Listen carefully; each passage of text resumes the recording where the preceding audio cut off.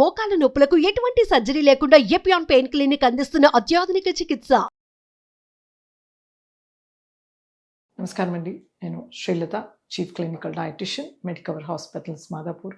ఇవాళ మనము బ్రెడ్ ఎలాంటి ఆహారము, దీంతో మనకి ఎలాంటి లాభాలు మరియు నష్టాలు ఉన్నాయో తెలుసుకుందాం. సో ఈ బ్రెడ్ అనేది ఫస్ట్ ఆఫ్ ఆల్ చెప్పాలంటే ఇది మన దేశం యొక్క ఆహారం కాదనమాట. ఇది మనకి యూరోప్లో కానీ తర్వాత ఆఫ్రికాలో కానీ ఇతర రకాల దేశాల్లో ఇది చాలా కాలంగా ఎన్నో సంవత్సరాలుగా 10,000 BC నుండి ఈ బ్రెడ్ అనేది ఉందన్నమాట. సో ఈజిప్ట్లో మనము పిరమిడ్స్ కట్టడానికి డిలే ఎందుకయింది అంటే మనకి బ్రెడ్ బేక్ అవ్వలేదు వాళ్ళకి వర్కర్స్కి అన్నట్టుగా మనకి రీసెర్చ్ తెలుపుతుందన్నమాట. సో హిస్టరీలో సో అంత ముందర నుంచి ఈ బ్రెడ్ ఉంది. సో ఈ బ్రెడ్ అనేది మనకి మార్కెట్లో రకరకాలుగా దొరుకుతుంది. సో ముఖ్యంగా తెల్లటి బ్రెడ్ ఏదైతే ఉంటుందో అది మైదా కానీ ఆల్ పర్పస్ ఫ్లవర్తో తయారు చేస్తారు. అలాగే మనకి మక్క పిండితోనూ కార్న్ఫ్లవర్తో చేస్తారు. అలాగే బార్లీ పిండి కానీ బార్లీ బియ్యంతోనూ ఓట్స్ బ్రెడ్ అని ఓట్స్ పిండితో చేస్తూ ఉంటారు. అలాగే రాగి బ్రెడ్, తర్వాత మల్టీగ్రెయిన్ బ్రెడ్, తర్వాత సీరియల్స్ అండ్ నట్స్ బ్రెడ్, ఇట్లా రకరకాలుగా మనకి దొరుకుతుంది. ఇవి కాకుండా మనకి ఫ్రూట్ బ్రెడ్ అని ఉంటుంది. ఇందులో మనకి రకరకాల డ్రై ఫ్రూట్స్ చాప్ చేసి వేస్తూ ఉంటారు. సో ఇన్ని రకాల బ్రెడ్స్ అనేది మనకి మార్కెట్లో లభిస్తాయి. సో వీటిలో మనకు ఎలా డిఫరెంట్గా పేర్లు కనబడుతున్నాయో రకరకాలుగా. సో వీటిలో మనకు కొద్దో గొప్ప బెనిఫిట్స్ అనేవి లభిస్తాయి. ఎప్పుడైతే మనకి బ్రెడ్ అనేది వైట్గా ఉంటుందో అప్పుడు మనకి ఎక్కువ న్యూట్రియంట్స్ అనేవి ఉండవు అనమాట. సింపుల్గా చెప్పాలంటే గోధుమల్ని బాగా మెల్లింగ్ చేసిన తర్వాత వైట్ మైదా ఫ్లార్ వస్తుంది కదా, దాంట్లో కొన్ని రకాల మిల్క్ సాలిడ్స్ కానీ ఫ్యాట్స్ డాల్డా లాంటివి వేయడము, లేదా కొంచెం నూనె వేయడము, తర్వాత సోడా ఉప్పు వేసి దాన్ని ఈస్ట్ వేసి ఫర్మెంట్ చేసి దాన్ని బేక్ చేస్తారనమాట. సో బ్రెడ్ అనేది ఈ మధ్యకాలంలో మనము మోడర్న్ లైఫ్లో ఎక్కువగా చూస్తున్నాం. పిల్లలు కానీ పెద్దవాళ్ళు కానీ అలాగే వృద్ధులు కానీ ప్రతి ఒక్క ఏజ్ గ్రూప్ వాళ్ళు దీన్ని తీసుకోవడానికి ఇష్టపడుతున్నారనమాట. సో ముఖ్యంగా పిల్లలు అయితే మనము bread with jam, bread with butter, అలాగే బ్రెడ్ విత్ చీజ్ స్ప్రెడ్ కానీ ఇలా చూస్తున్నాం. అలాగే మనము పెద్దవాళ్ళలో బ్రెడ్ కాల్ చేసుకుని తినడం కానీ, నెయ్యి కానీ వెన్న వేసుకొని తినడము, లేదా శాండ్విచెస్ తినడము చూస్తున్నాం.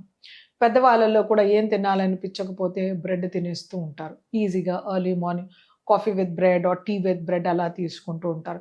అంతెందుకు మనకు జ్వరం వచ్చినప్పుడు కూడా పాలు బ్రెడ్ తీసుకునే అలవాటు చాలా మందిలో ఉందన్నమాట.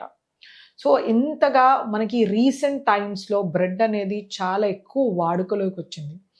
అలాగే దీంతో రకరకాల స్వీట్స్ చేస్తుంటారు. షాహీ టుకుడా అని, తర్వాత డబల్ కా మీఠా అని, ఇంకా పుడ్డింగ్స్ అని రకరకాలుగా మనకి చేస్తూ ఉన్నారనమాట.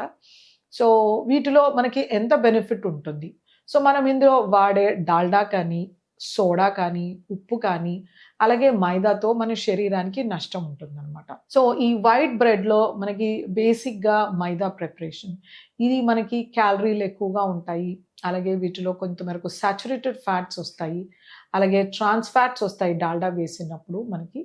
అందులోనూ దీన్ని మనం ఎలా వాడుతున్నాం అనే దాన్ని బట్టి మనకు ఇంకా దాన్ని న్యూట్రిటివ్ వాల్యూ పెరగొచ్చు, లేకపోతే తగ్గొచ్చు అనమాట.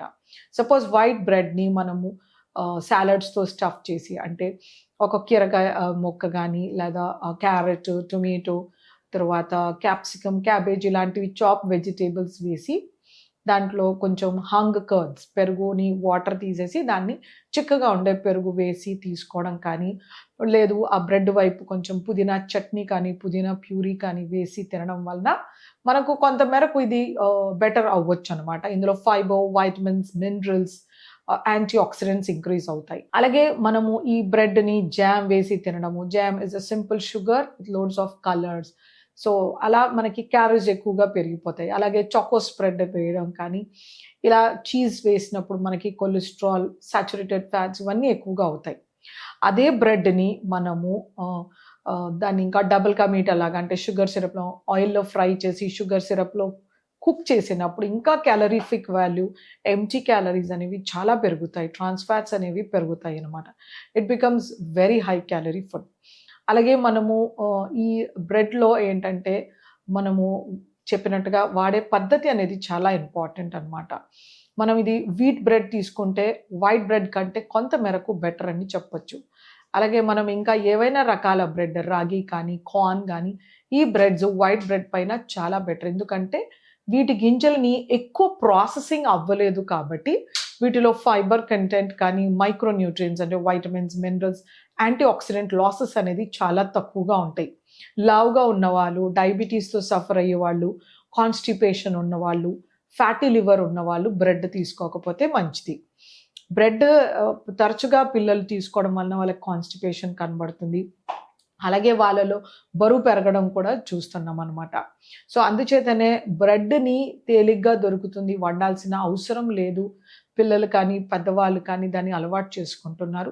సో ఇది ఎంత మాత్రం ఒక మంచి హ్యాబిట్ అని మాత్రం చెప్పలేము. సో దీన్ని మనం కావాలంటే టైం లేని వాళ్ళు, బిజీ స్కెడ్యూల్ ఉన్న వాళ్ళు దాన్ని హెల్తీగా చేసుకోవచ్చు, ఒక ఆప్షన్. లేకపోతే మనము రకరకాల బ్రెడ్స్ అవైలబుల్ ఉంటాయి. అందులో కొద్దో గొప్ప ఆ పర్టికులర్ సీరియల్ మిల్లెట్ ఉండొచ్చు. మొత్తం అలా కంప్లీట్గా ఒకే సీరియల్, అలా యాజ్ మెన్షన్ రాగి అంటే అది 100% రాగి ఉండదు. సో అలాంటి వీట్ ఫ్లవర్ కానీ లేకపోతే రాగి కానీ 100% ఉన్నప్పుడు మనము ఎగ్జాక్ట్గా బ్రెడ్ బేక్ చేయడం అనేది చాలా కష్టం అవుతుంది. అందుచేతనే వాళ్ళు కొంత మేరకు అందులో ఆల్ పర్పస్ ఫ్లవర్ వేస్తూ ఉంటారు. సో దాన్ని కొంచెం మోడిఫై చేస్తారు. సో ఎప్పుడైనా మనకు టైం లేనప్పుడు ఆ ట్రావెలింగ్లో ఉన్నప్పుడు ఇలాంటి బ్రెడ్స్లో మనం రకరకాల వెజిటేబుల్ స్టఫ్ చేసి కానీ లేకపోతే చీజ్ స్లైస్ పెట్టి కానీ దానిపైన వెజిటేబుల్ సాలడ్స్ పెట్టుకుంటే కొంత మేరకు మనకి ఈజీగా ఇన్ఫెక్షన్స్ లేకుండా ఒక 50 to 70% మనం హెల్దీ అని చెప్పి వీటిని తీసుకోవచ్చు అన్నమాట.